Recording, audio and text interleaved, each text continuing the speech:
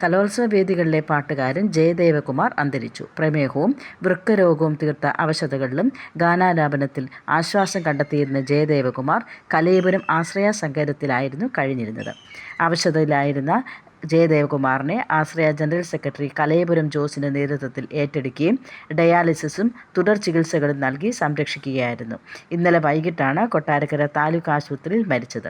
മൃതദേഹം താലൂക്ക് ആശുപത്രി മോർച്ചറിയിൽ.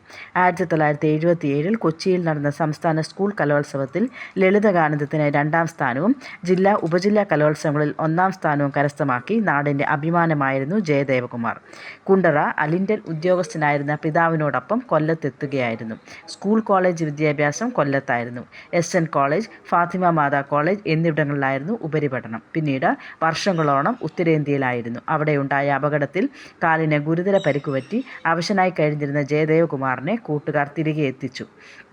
കൊല്ലത്തെ മെഡിക്കൽ സ്റ്റോറിൽ ജോലി വാങ്ങി നൽകി. ഇതിനിടെ ഇരുവൃക്കകൾക്കും രോഗം ബാധിച്ചു. സുഹൃത്തുക്കളിൽ പലരും കലയപുരത്തെ ആശ്രയ സങ്കേതത്തിലെത്തി ജയദേവകുമാറുമായി അനുഭവങ്ങൾ പങ്കുവെക്കാറുണ്ടായിരുന്നുവെന്ന് കലയപുരം ജോസ് പറയുന്നു. മൃതദേഹം ഏറ്റെടുക്കാൻ ബന്ധുക്കൾ എത്താതിരുന്നതിനാൽ ആശ്രയയുടെ ചുമതലയിൽ കൊട്ടാരക്കര നഗര ശ്മശാനത്തിൽ സംസ്കരിക്കാനാണ് തീരുമാനം.